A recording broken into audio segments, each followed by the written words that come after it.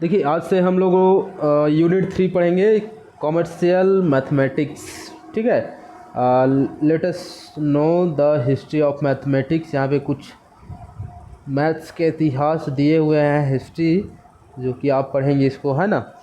और ठीक है, अब यहाँ से यूनिट 3 मीन्स चैप्टर 7 स्टार्ट होता है हमारा, कंपेयरिंग क्वांटिटीज़। ठीक है, हमको कंपेयर करना है किसी दो क्वांटिटी के ऊपर। ठीक है, तो बच्चे इसको ध्यान से पढ़ेंगे क्योंकि इसी से मिलता जुलता हमारा जो है क्लास 10 में भी इससे चैप्टर है ना। तो देखिए चैप्टर 7 का पहला टॉपिक है हमारा व्हाट आर परसेंटेज। ठीक है, परसेंटेज क्या होता है। Percentage is another way of comparing quantities. When we compare on the basis of percentage we assume the total to be 100। ठीक, तो for example if out of 12 balls in 3 bags are black, then the percentage of black ball is 3/12 multiply 100, it's means 25%। ठीक है, ये भी क्या है, एक compare करने का एक तरीका है। ठीक है, percentage is another way of comparing quantities. ठीक है, इसका मतलब देखिए 12 बॉल है एक बैग में, जिसमें से 3 बॉल्स क्या है, ब्लैक है। तो ब्लैक बॉल का परसेंटेज जब हम निकालेंगे तो 3 बॉल ब्लैक है, कितने बॉल में, 12 बॉल में, जिसको हम मल्टीप्लाई कर दिए 100 से। जब इसको हम सॉल्व करते हैं तो हमको मिलता है 25% are black ball in bag. Okay, तो उसके बाद आगे देखते हैं। फिर यहाँ पे दिया देखिए परसेंटेज मीन पर 100 and is so by sine. ठीक है, ये वाले साइन से हम परसेंटेज को शो करते हैं। उसके बाद है एप्लीकेशन ऑफ परसेंटेज। ठीक है, पहला हो डिस्काउंट। डिस्काउंट होता क्या है, जब भी आप कोई शॉप में जाते हैं तो देखे होंगे 10% डिस्काउंट, 30% डिस्काउंट, ये लिखा रहता है। ठीक है, तो डिस्काउंट कैसे निकालते हैं इस चैप्टर में हम सीखने वाले हैं। तो देखिए डिस्काउंट का एक फार्मूला दिया हुआ है यहाँ पे। डिस्काउंट इक्वल टू होता है market price minus selling price. ठीक है, तो ये फार्मूला है, आप इसको अच्छे से याद रखेंगे। उसके बाद जो अगला एक्सरसाइज है उस पर हम इसके बारे में और अच्छे से जानेंगे कि डिस्काउंट कैसे निकालते हैं। और उसके बाद है सेल टैक्स, जिसको अभी फ़िलहाल जीएसटी के नाम से जानते हैं। ठीक है, गवर्नमेंट सर्विस टैक्स।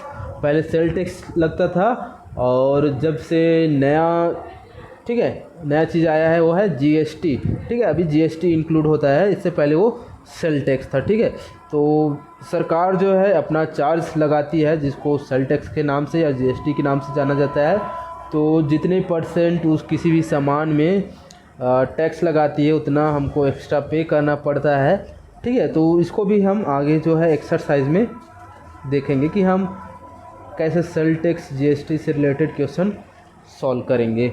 उसके बाद है एक्सरसाइज 7.1 पे आते हैं। फिर देखिए exercise 7.1, Mohan saves ₹3,950 after spending 75% of his salary. What is his monthly salary. ठीक है, देखिए मोहन है, क्या करता है, अपना सैलरी उसको जितना भी मिलता है, ठीक है, उसमें का 75% सैलरी पूरा स्पेंड कर देता है, खर्च कर देता है। और उसके बाद जितना खर्च करने के बाद उसके पास 3,950 रुपीज़ बचता है। तो हमको ये बताना है कि जो मोहन है उसका मंथली सैलरी कितना है। तो चलिए इस प्रश्न को सॉल्व करते हैं।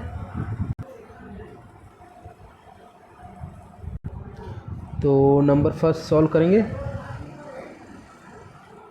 देखिए क्या दिया हुआ है, गिवन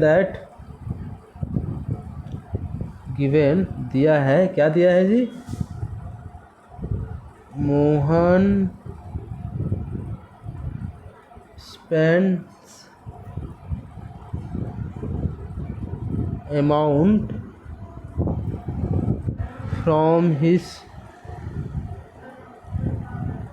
salary equal to 75%। ठीक है, 75% स्पेंड करता है, ये दिया हुआ है, ठीक है।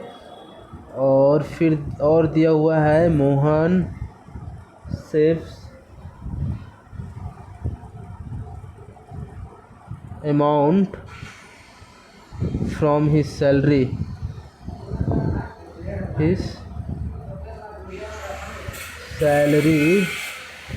Equal to rupees 3950। अब देखिए, मान लेते हैं कि जो मोहन का सैलरी है वो कितना है, X है, ठीक है। Let the total salary of Mohan, ठीक है, मोहन का टोटल सैलरी कितना है, ₹X।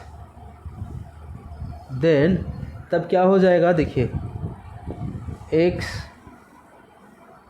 Minus 75% of X equal to 3950, ठीक है। टोटल सैलरी है, इतना खर्च कर दे रहा है उसके सैलरी में से, ठीक है। ये टोटल सैलरी उनका, और टोटल सैलरी में 75% खर्च करने के बाद उनके पास 3950 रुपीज़ बच रहा है, ठीक है।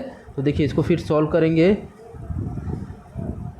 माइनस 75% ऑफ X, जब परसेंट हटाते हैं 100 से डिवाइड करते हैं, ऑफ की जगह मल्टीप्लाई, ठीक है, 3950।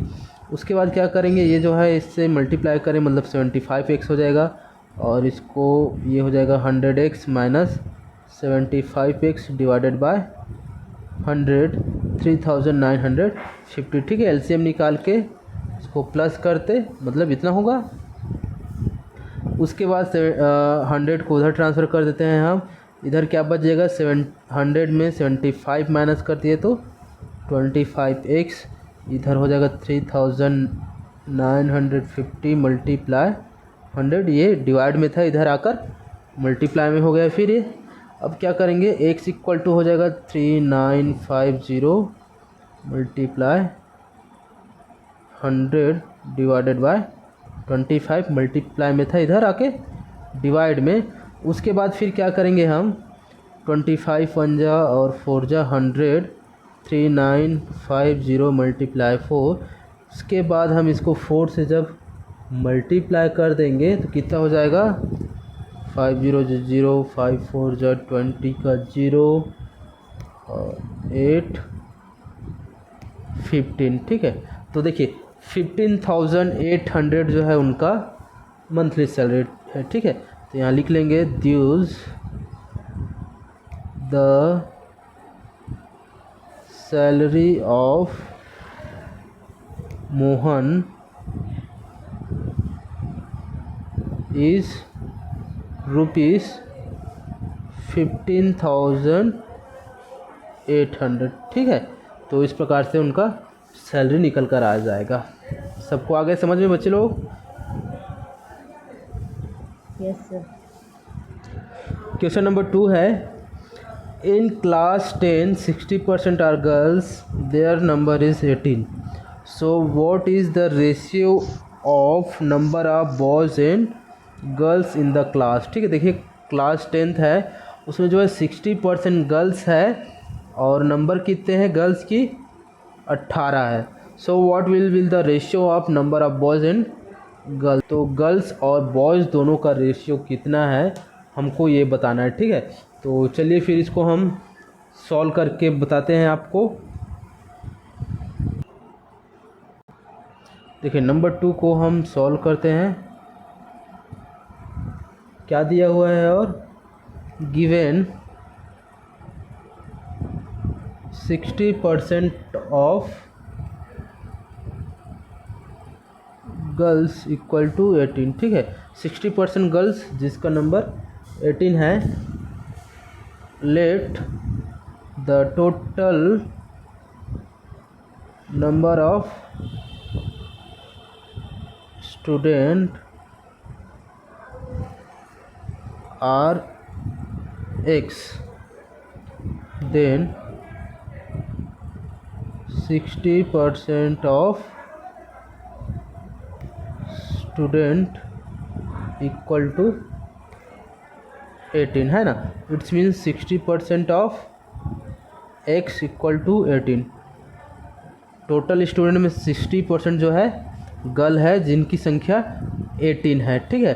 तो इसको सॉल्व कर लेते हैं। 16x डिवाइडेड बाय 100 हो जाएगा ये, equal to 18 means 60x equal to 18 multiply हो जाएगा 100 और x equal to 18 multiply 100 divided by 60 या 0 काट दें, 6 1 जा 6 3 जा 18 और 10 इंटू 3 बच जाएगा 30। इट्स मीन्स क्लास में जो है 30 स्टूडेंट हैं जिनमें से 18 गर्ल्स हैं। तो नंबर ऑफ बॉयज़ निकाल लेते हैं अब, है ना, जो कि नंबर ऑफ